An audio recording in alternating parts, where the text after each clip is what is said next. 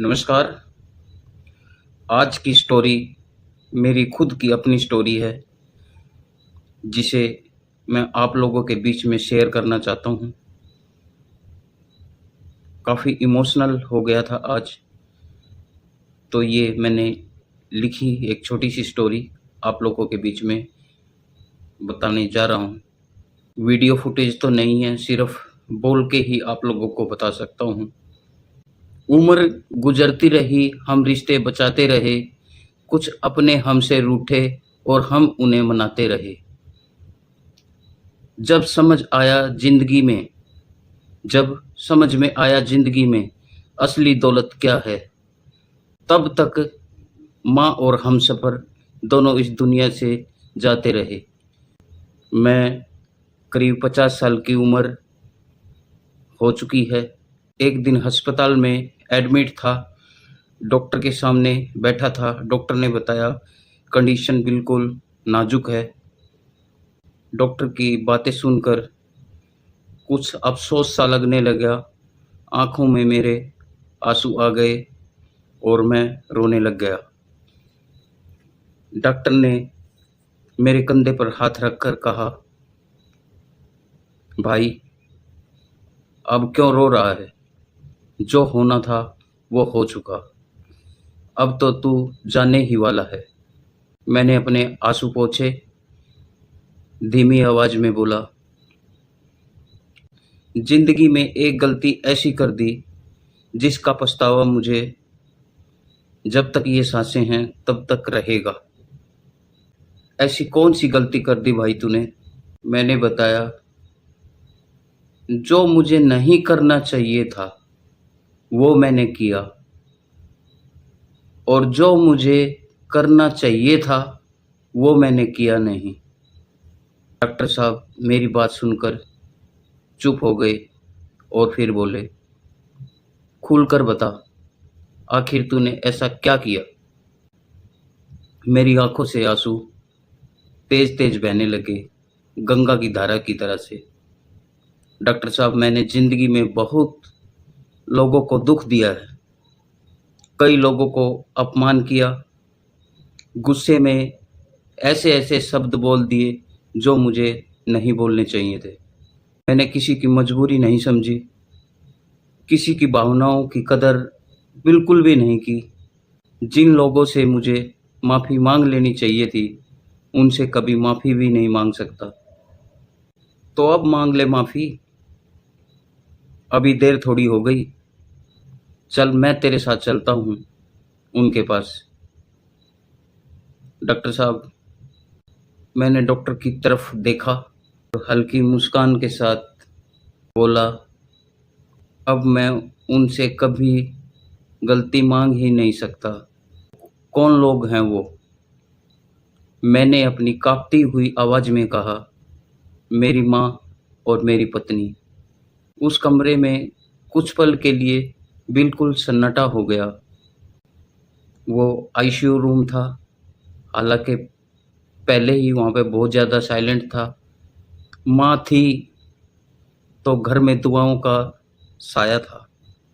माँ थी तो घर में दुआओं का साया था। पत्नी थी, ज़िंदगी में प्यार की माया था। हम दौलत पर और दुनिया के पीछे भागते रहे। हम दौलत और दुनिया के पीछे भागते रहे, और जिनके कारण घर-घर था, उन्हीं को भूलते रहे, उन्हीं को भूलते रहे।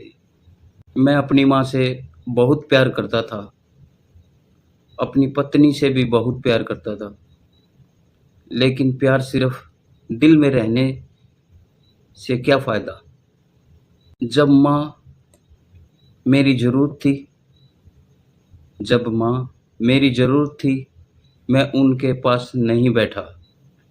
जब पत्नी को मेरे साथ की ज़रूरत थी, मैं अपनी दुनिया में ही व्यस्त रहा। मैं चाहता तो अपने परिवार के अलावा बहुत लोगों की मदद कर सकता था, लेकिन मैंने अपनी ईगो को सबसे बड़ा बना लिया। लोग क्या कहेंगे?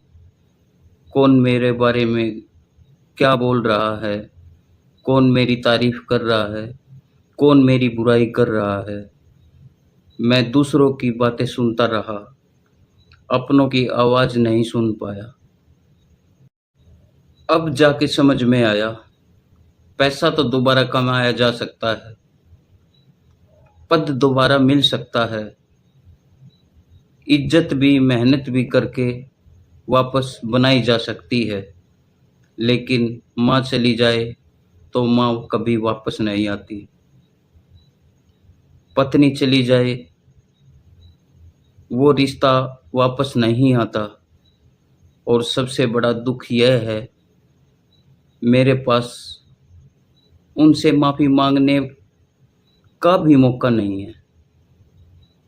उनसे माफ़ी मांगने का मौका भी नहीं बचा।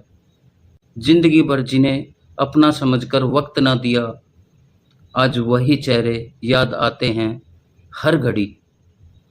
काश वक्त आते समझ आया होता कि रिश्तों से बड़ी कोई दौलत नहीं होती।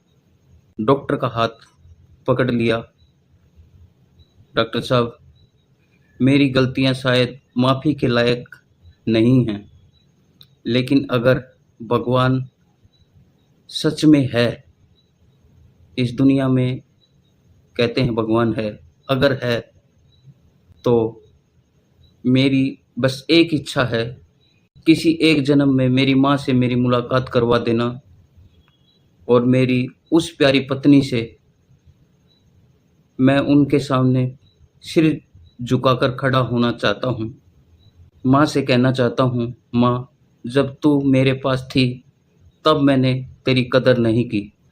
और पत्नी से कहना चाहता हूँ, तू मेरे साथ थी, मैंने तुमसे प्यार किया, लेकिन मुझे वो वक्त सम्मान नहीं दिया तुझे जिसकी तू हकदार थी। मैं अपनी गलतियों का पश्चाताप करना चाहता हूँ। कुछ देर बाद मेरी आंखें बंद हो गई, हल्की हल्की नींद आने लग गई, मेरी आवाज़ धीमी हो गई, गला सूख गया। जैसे थूक को निगला जाता है, ऐसे गला बिल्कुल ऐसे सूख गया। ज़िंदगी छोटी नहीं होती, हम उसे देर में समझते हैं। अपने पास होते हैं फिर भी उनसे दूर रहते हैं। जब हाथ खाली हो, आंखें नम हो जाती हैं, तब समझ में आता है रिश्ते ही असली दौलत होते हैं। दोस्तों, आप सभी को अपने सामने बैठा रखकर देखकर आपसे एक प्रार्थना करता हूँ, ज़िंदगी में पैसा कमाइए, नाम कमाइए, तरक्की करिए, लेकिन अपनी माँ, अपने घर वालों को सलामत रखें, उनकी सेवा करें, उन्हें खोएं नहीं। यह दर्द सिर्फ मैं ही जान सकता हूँ। माँ बाप आपके साथ हैं तो उनके पास बैठिए, जीवन साथी आपके साथ है तो उसकी कदर करिए। जिससे गलती हुई है उससे आज ही माफ़ी मांग लीजिए, क्योंकि मौत के बाद पछतावा तो रह जाता है, लेकिन माफ़ी मांगने का समय नहीं होता, टाइम नहीं होता, ना सुनने वाला होता है। अगर ये लाइनें मेरी आप लोगों को पसंद आई हैं, इससे आप लोगों को एक आदमी का जीवन भी अगर मैं मेरी इस कहानी से सबक ले सके तो मैं अपने आप को खुशकिस्मत मानूँगा। और इसको ध्यान से सुनना और पूरा आँखें बंद कर के सुनना। तब तक के लिए जय हिंद। अपने माता-पिता का ख्याल रखें, अपने बच्चों का, अपने पत्नी का, अपने घरवालों का कदर करिए। तब तक के लिए जय हिंद, धन्यवाद। याद रखना प्यारे दोस्तों, जो कहना है आज कर लो, क्योंकि कल सिर्फ कैलेंडर में आता है, ज़िंदगी में नहीं।